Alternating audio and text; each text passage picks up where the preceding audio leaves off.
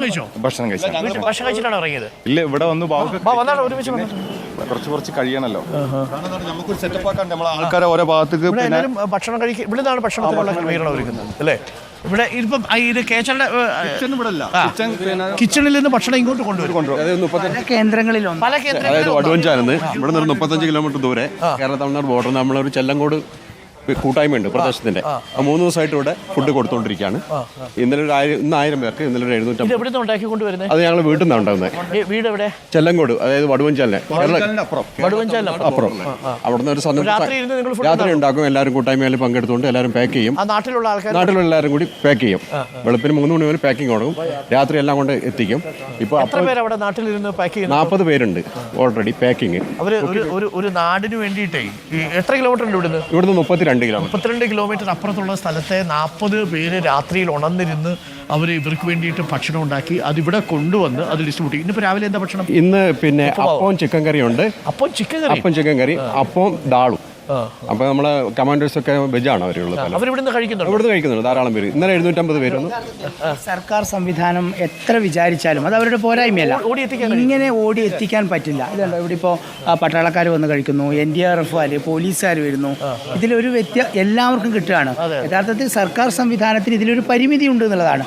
ഇത്തരം ആളുകളെ കൂടി യോജിപ്പിച്ചുകൊണ്ടാണ് യഥാർത്ഥത്തിൽ ഇത് ചെയ്യേണ്ടത്. ഇവർ ആരും പറയാതെ ഇറങ്ങിയവരാണല്ലോ സ്വാഭാവികമായിട്ട്. അതിൻ്റെ പരിഗണന ഇവർക്ക് കൊടുക്കണം എന്നുള്ളതാണ് ഇവരുടെ ആവശ്യം. നമുക്ക് ഇപ്പോൾ ഉച്ചക്കുള്ള ഒരു ഭക്ഷണം, ഒരു നേരത്തെ ഭക്ഷണം നമ്മൾ ഈ NDRF ആയാലും ഏത് സംഘടന ആയാലും അതിപ്പോൾ നമുക്കിപ്പോൾ നിർത്തലാക്കി വെച്ചിരിക്കുകയാണ്. ഇപ്പോൾ ഒരു നേരത്തെ കൊണ്ടുവന്നിട്ട് പണിയെടുക്കുന്നവരെ അടുത്ത് എത്തിച്ചിരുന്നു. ഇപ്പം അത് കൂട്ടിയിട്ടുണ്ട്, അത് അടച്ചിട്ടുണ്ട്. അത് ഇനിയിപ്പോൾ ജോലിക്ക് അങ്ങോട്ട് പോയി കഴിഞ്ഞാൽ ഇവർക്ക് എവിടുന്ന് ഭക്ഷണം കിട്ടും എന്നുള്ളതാണ് ഇപ്പോൾ ഇന്നത്തെ പ്രശ്നം. ഈ ഫോഴ്സ് നമ്മളോട് അഡ്വാൻസ് പറഞ്ഞു വെക്കാം. തമിഴ്നാട് പോലീസ് 90 പറഞ്ഞു വെച്ചിട്ടുണ്ട്. അപ്പോൾ അവിടെ നമ്മൾ റിസർവ് വെച്ചിട്ടുണ്ട്.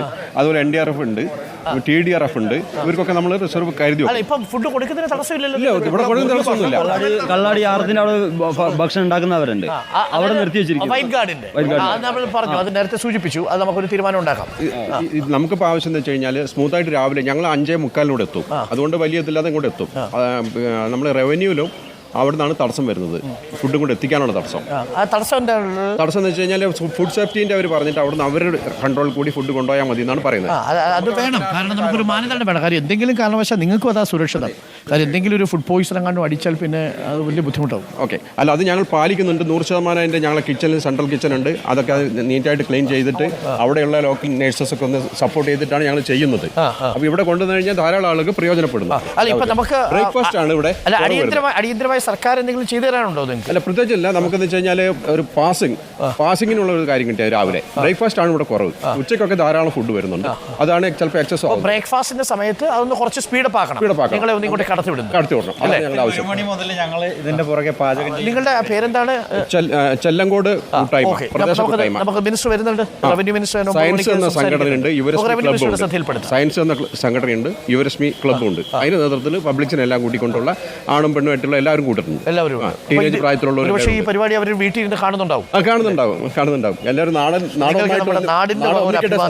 നാടൊന്നിച്ച് വരട്ടെ എല്ലാവരും കൂടി. പിന്നെ തീർച്ചയായിട്ടും 10-32 കിലോമീറ്റർ അപ്പുറത്ത് ഒരു നാട്ടിലെ മനുഷ്യര് മറ്റൊരു നാട്ടിലെ മനുഷ്യർക്ക് വേണ്ടിയിട്ട് ഇങ്ങനെ ഒരുമിച്ചിരിക്കുന്നു എന്നുള്ളത് വളരെ പ്രധാനപ്പെട്ടൊരു കാര്യമാണ്. അത് അത്ര ചെറിയൊരു കാര്യമല്ല, അതത്ര എളുപ്പമല്ല. കാര്യം നമുക്കൊരു കല്യാണത്തിന് തലേന്ന് ഒരു ദിവസം നമ്മൾ പണിയെടുക്കുന്നത് നമുക്ക് മനസ്സിലാവും. പക്ഷേ ഇത് ഒരു കല്യാണത്തിൻ്റെ അല്ലല്ലോ, ഒരു ദുരന്ത ഭൂമിയിലേക്ക് ഭക്ഷണം എത്തിക്കാൻ വേണ്ടി നാട് മത്സരിക്കുന്നു എന്ന് പറയുന്നത് വലിയ ആവേശം തരുന്നൊരു കാര്യമാണ്. ഇത് സംഭവിച്ചപ്പോഴേ നമ്മളിവിടെ കാരുണ്യ റിസ്കിന്റെ ആൾക്കാരാണ് ഇന്ന് രാത്രി 2 മണിക്ക് ഇവിടെ വന്നത്. ഇവിടെ അവരൊക്കെ ഈ പരിസരത്തിലുള്ളതുകൊണ്ട് പിന്നെ അതുപോലെ JCB. അപ്പൊ തന്നെ JCB എന്ന് പറഞ്ഞാൽ നമ്മളെ ഈ കാരുണ്യയിലുള്ള ആളെന്നെ ഇപ്പൊ ബാബു എന്ന് പറഞ്ഞ ആളാണ് JCB.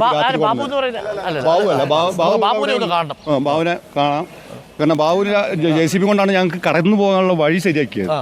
രാത്രി 2 മണിക്ക് ഫസ്റ്റത്തെ പോർട്ടിൽ തന്നെ ഇവിടെ ഒക്കെ വെള്ളം നിറഞ്ഞിട്ട്. പക്ഷെ അപ്പൊ വിളിച്ചൊന്നുമില്ലല്ലോ. ഇല്ല, ഫോണിൽ വെച്ചിട്ട്. നിങ്ങൾക്ക് ഇത് ഇത്രയും വലിപ്പം ഉണ്ടെന്ന് ആ സമയത്ത് അറിയാൻ പറ്റുന്നുണ്ടായിരുന്നു? അങ്ങോട്ട് പോയില്ല, ഞങ്ങൾ ഇവിടെ ക്ലിയർ ആക്കുന്നതിന് അങ്ങോട്ടും ആരും പോയി. അങ്ങോട്ട് ഇത്ര ഉണ്ടെന്ന് അറിയില്ല. അപ്പൊ നിങ്ങൾ വിചാരിക്കുന്നത് അവിടെ അമ്പലമൊക്കെ ഉണ്ട്, പാലൊക്കെ ഉണ്ട്.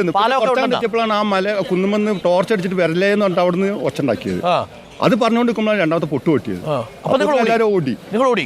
എല്ലാവരും കുന്നിലേക്ക് കയറിയിട്ട് ഈ കുന്നൊക്കെ ഓടി. പിന്നെ ഇങ്ങോട്ട് എന്തെങ്കിലും കാണാൻ പറ്റുന്നുണ്ടോ? ഈ മരവും ഞങ്ങൾ തൊട്ടടുത്ത് മാത്രമേ ഈ ഫോണിന്റെ വെളിച്ചം മാത്രമേ ഉള്ളൂ. മൊത്തം കുറ്റാ കുറ്റി. കൂര.